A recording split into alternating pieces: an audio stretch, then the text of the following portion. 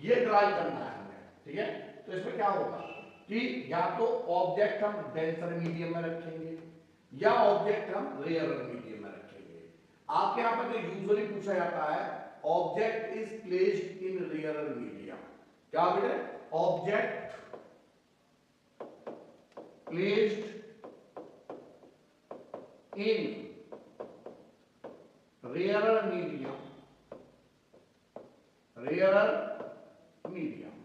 तो देखिए सबसे पहले हमने क्या मान लिया, ये मेरे पास एक स्फेरिकल सरफेस है, ये spherical surface and this is the pass axis, ये है प्रिंसिपल एक्सिस, ये क्या बेटा हमारी प्रिंसिपल एक्सिस।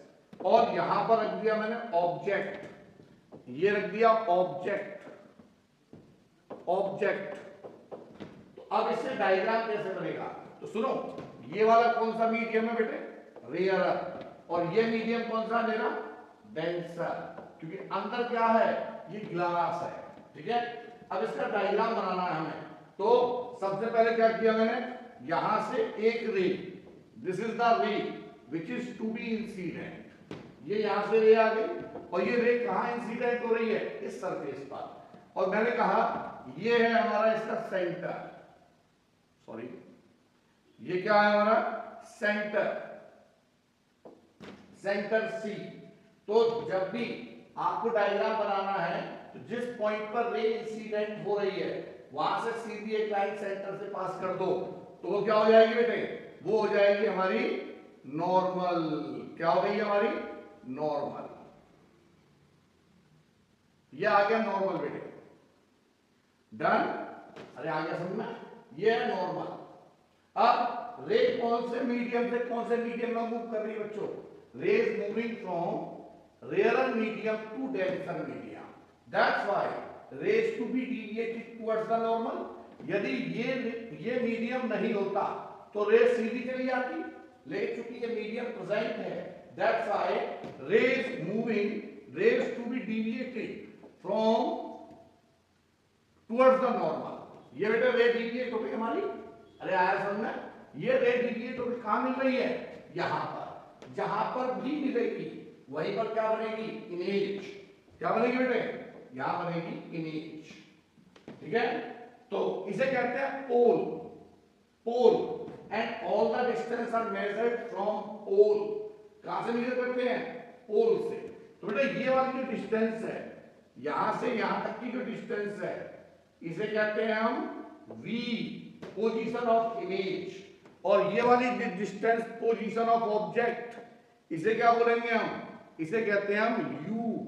और बेटा ये वाली डिस्टेंस क्या होगी, ये होगी हमारी r। पहले वाला बच्चों समझ में आ गया था, क्लियर, क्लियर। अब देखिए इस पर हमने मान लिया ये एंगल अल्फा है, ये एंगल बीटा है और ये एंगल गामा है, ये एंगल गामा है। और यहां से मैंने एक परपेंडिकुलर ड्रॉ किया बेटे, ये हमारा perpendicular means all the distance are measured from this point, मान यहीं से रहेगा। तो अब यहां पर हम क्या लगा देंगे, ज्योमेट्री लगाएंगे और ज्योमेट्री लगा के रिलेशन निकालेंगे किसके अंदर, v u और r के बीच में, ठीक है बेटे।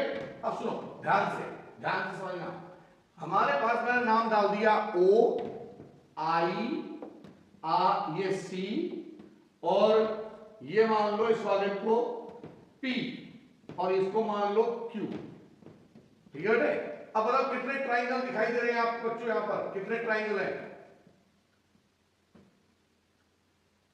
बोलो, हेलो, है नहीं क्या, अरे आप है या नहीं है, हेलो, हाँ बेटे कितने ट्राइंगल है, ये हो गया एंगल ऑफ इंसिडेंस और एंगल ऑफ रिफ्रैक्शन, ये हो गया एंगल ऑफ रिफ्रैक्शन। चलो मैं थोड़ा कलर चेंज कर दे रहा हूं, ये क्या आ गया मेरा, ये हो गया एंगल ऑफ इंसिडेंस और ये क्या आ गया बेटे, एंगल ऑफ रिफ्रैक्शन। अब हमारे पास तीन ट्राइंगल है, एक तो ये है, एक ये है और एक ये है। यहां ज्योमेट्री अप्लाई कर दीजिए। तो सबसे पहले हम निकालेंगे आई की वैल्यू, फिर हम निकालेंगे आर की value in terms of gamma, alpha and beta. ठीक है बच्चों, ठीक है। तो देखिए समझना ध्यान से, जैसे जैसे मैं कर रहा हूं वैसे वैसे स्टेप करके चले जाना। इन ट्राइंगल, ये देखिए मेरे पास एक गामा है, यदि ये एंगल आई है, सुनो ध्यान से, ये एंगल, ये अल्फा है, ये क्या है मेरे पास, ये ट्राइंगल बड़ा वाला, ये बड़ा वाला ट्राइंगल, तो क्या होती है property, in triangle O P C sum of internal angle must be equal to external angle. अरे प्रॉपर्टी तो याद होगी एंगल, तो बेटे क्या लिख सकता हूं मैं, I is equal to alpha plus gamma, alpha plus gamma is equal to I. Getting my point. अब देखो, अब यहां पर देखिए इस वाले ट्राइंगल को ले रहा हूं, इस वाले को, इन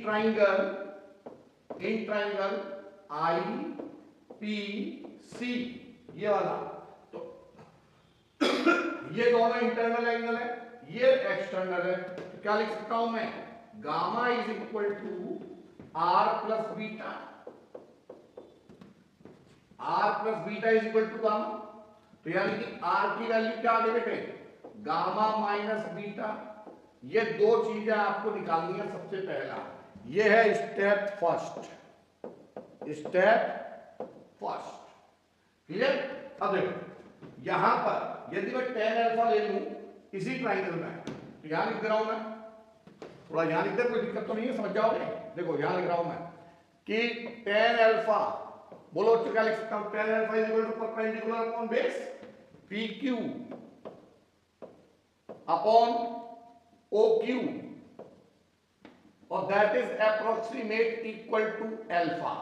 यदि हमारा ये अपर्चर छोटा है तो tan अल्फा की वैल्यू अल्फा के बराबर हो जाएगी। तो ये आ गया। tan बीटा बताओ क्या लिखे बेटे, tan बीटा ये परपेंडिकुलर, ये बेस, तो क्या हो जाएगा बेटे, PQ, हेलो समझते जाना, PQ upon QI, that is equal to beta, approximate equal to beta. tan gamma is equal to, ये गामा परपेंडिकुलर अपॉन बेस, बोलो PQ अपॉन यहां से यहां तक की distance QC is equal to gamma. पहले बताओ याद रखा गया समझ में। तो देखिए ये इक्वेशन फर्स्ट, ये इक्वेशन सेकंड, तो from equation first and second, from, मैं यहां लिख रहा हूं from equation first and second, तो बोलिए from equation first i is equal to alpha plus gamma, alpha की वैल्यू ये रही, गामा की वैल्यू ये रही, तो क्या लिख सकते हैं इसे, I is equal to alpha PQ upon OQ, PQ upon OQ plus gamma PQ upon QC। अच्छा एक काम करो, यहां ज्यादा वो हो रहा है, पहले एक काम करो, इसका वो ले लो बेटे स्क्रीनशॉट, ये स्पेस कम हो रहा है थोड़ा, पहले इसका स्क्रीनशॉट ले लो तो आगे बढ़ता हूं मैं। हाँ जी हो गया, आगे बढ़ते हैं। बाय, अब डायरेक्ट कर रहा हूं मैं, direct by applying Snell's law, direct कर रहा हूं, ठीक है बेटे। स्नेल्स लॉ क्या होता है, Snell's law, sine i upon sine r, बोलो रे कौन से मीडियम से कौन से मीडियम में जा रहे हैं बच्चे, रेयरर टू डेंसर, क्या लिखेंगे हम, 1 μ2 is equal to μ2 upon μ1, since sin i can be written as approximately i, क्योंकि लेंस छोटा है, मतलब एपर्चर क्या छोटा है, और sine r is approximately equal to r, तो बेटा ये क्या आ जाएगा, i upon r is equal to μ2 upon μ1, clear. इन दोनों को हम लिख सकते हैं यहां से μ1 into I is equal to μ2 into are.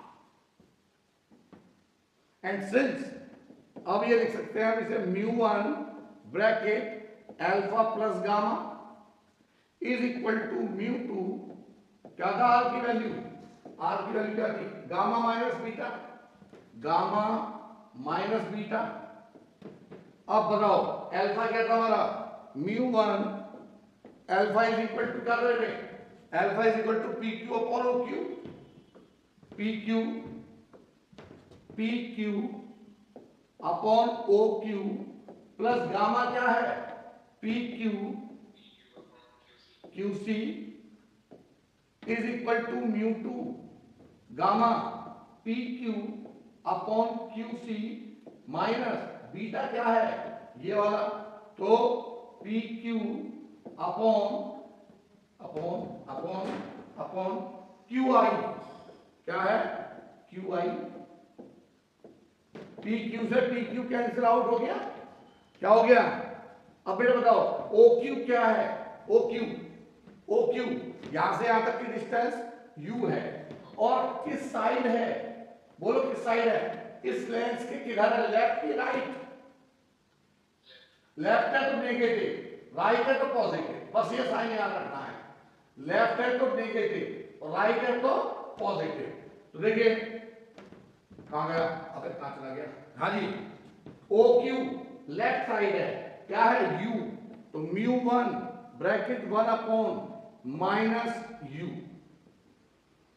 अरे माइनस क्यों आया, समझ में आ गया, लेफ्ट साइड है, प्लस 1 अपॉन क्यू सी, बोलो सी किधर है बेटे, सी इधर है, क्या आएगा नेगेटिव पॉजिटिव, पॉजिटिव, तो यह आ गया हमारे पास 1 अपॉन आर, ये एज इट इज रहेगा, is equal to μ2 bracket 1 upon Q C positive R minus image किधर बन रही है, राइट साइड, ये भी पॉजिटिव रहेगा बेटे, तो ये आ गया बी, यहां पे समझ में आया।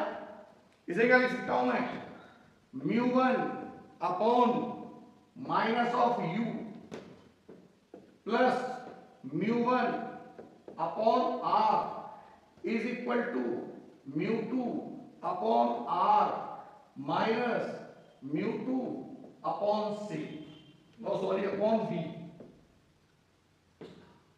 यहां से r को एक साथ दे लो, इसको इधर ले आओ, μ2 upon v minus μ1 upon u is equal to μ2 upon r minus μ1 upon r, तो बेटा प्रूव हो गया, μ2 upon v minus μ1 upon u is equal to 1 upon r μ2 minus μ1।